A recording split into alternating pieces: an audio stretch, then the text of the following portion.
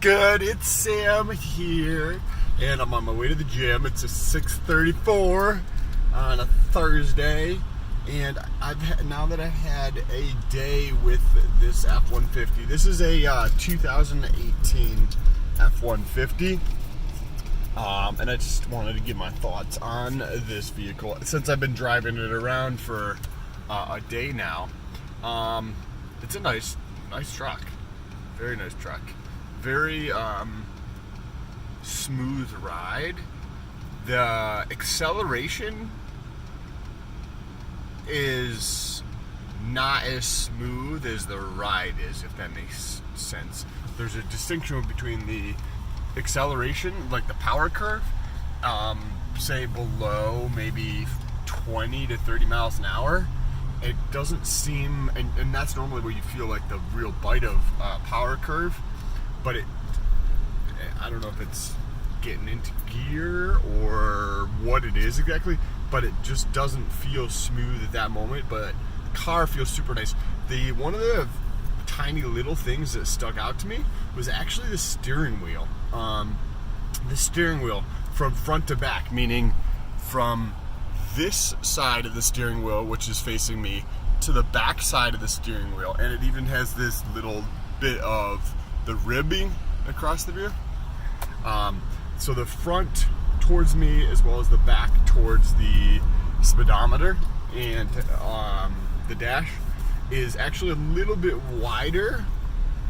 It's like an oval shaped steering wheel, and it just feels very comfortable feel in the drive. So it's something very small, but I definitely noticed how comfortable of a feel it is just to have that. Other than that, I think I also think the brakes on this are better than the car that I have. I've got a Volvo S40, and my Volvo S40 is pretty old, but the brakes on this are a lot nicer in terms of the responsiveness and the depth of the pedal travel when you're going to stop, whether it's an abrupt stop. It also has a nice backup camera too, and it's not like the backup cameras. I haven't had a new car in quite a while, so obviously this is just a rental, but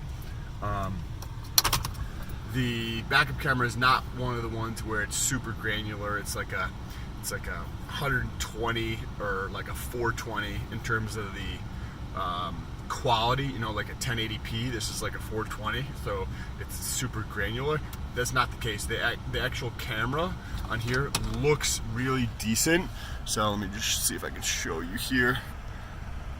Yeah, that looks really good, and that's from a camera on my phone to the camera on here.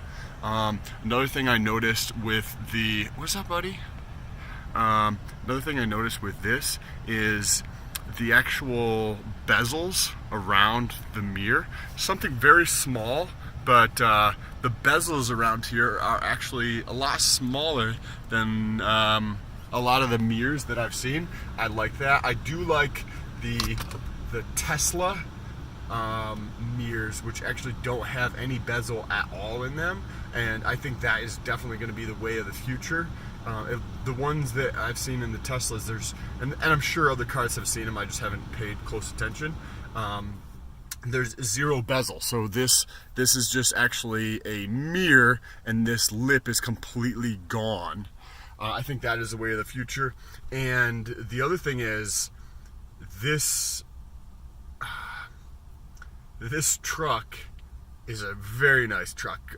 Ford makes very nice trucks. My dad has owned many Ford trucks. I think he's had a Dodge, and I think he's had Chevy as well. I know he's had both of those, and I think he's generally just coming back to the Fords over and over and over again for his business. And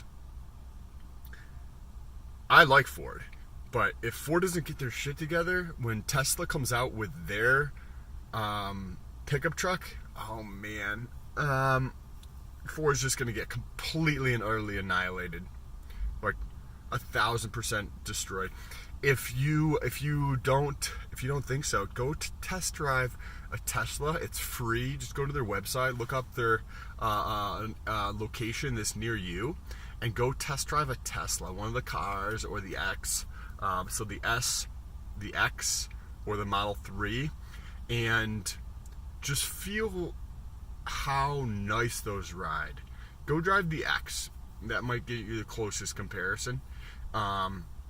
And the truck is nice. I mean, I enjoy it. Oh, the other thing is the back here is awesome. There's so much room in the back seat here. It doesn't feel like a regular back seat. Also, compared to the S40, I feel like a god in here. There's just so much fucking room to like flex and not hit the other seat. Perfect truck for flexing in the car while you're driving, if that is something you want to do, or factor that you use in deciding whether you want to purchase a truck. I wouldn't recommend it as a super big factor in your decision in terms of the weighting, but it is something you might want to consider.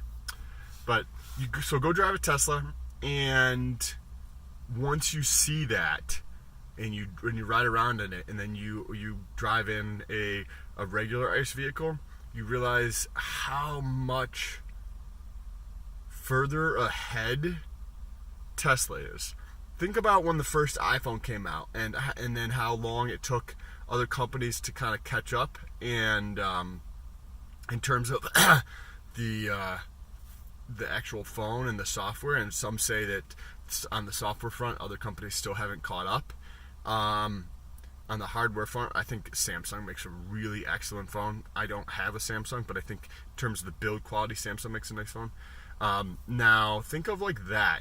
Apple was a year or two ahead. Even with their SoC, which is their system on a chip, Apple's SoC is it's probably 2 to 2.5 generations ahead of the competition in terms of performance, because it's completely integrated with the hardware. Okay, anyway, think of like that. They're maybe 2 to 2.5 times in terms of the generations ahead of their competitors. Samsung's coming out with their S10 chip, and their S10 chip is not even going to probably be as good as the A11, which was last year's Apple's chip in their iPhone. Anyways, completely off topic. Now, look at this. There's, just on the steering wheel, you have 1, 2, 3, 4, 5, 6, 7, 8, 9, 10, 11, 12, 13, 14, 15, 16, 17, 18. So there's about 18 fucking, and there's, let me see, is there any buttons back here? No, I don't think so. Okay, so there's about 18 fucking buttons just on the steering wheel. And then you have this clusterfuck of buttons and things across here. And then you have more buttons over here and more buttons down here. And I don't know if I showed these ones before. There's more buttons down here. Go driving a Tesla. That's like driving in 2018. This feels completely antiquated. And when the Tesla pickup truck comes out, like, I like Ford. I want Ford to come out with an electric truck. They're going to get completely destroyed. Look at what happened when the Model S came out in that segment. What happened to BMW, Lexus, and Audi, and Mercedes. And then look what happened to the competitors that when Tesla came out with the Model X in that segment. And look what's happening to the competitors in the Model 3 segment. Tesla's utterly just mopping the floor. It's not competition. They're just completely fucking mopping the floor with the competition. It's like Tesla's product is up here and everybody else's is like down fucking here. And I like Ford. I just don't feel like they're going to come out with a compelling electric vehicle quick enough to be able to actually put up some type of fight. Because once you drive that product and then you drive one of these, you're like, wow, this is really antiquated compared to what Tesla has in the market. And they have such a big lead and the generations on iPhones are every year. Generations on vehicles, you might have, and traditionally 7, 8, 9, 10 years before you get a complete remodel. So, and you might have a refresh like 3, 4, 5 years in, but this, I just feel like they're just so far behind in terms of what they actually need to do to be competitive in there. Anyways, enough of me rambling. If you like this video, make sure you press that like button. And if you have any questions or comments or want to tell me what a genuinely awesome person I am, go down to the comments. On the way down to the comments, make sure you press that subscribe button so you get to see this pretty face again. And I will talk to you soon. I'm about to go get a workout in. Peace.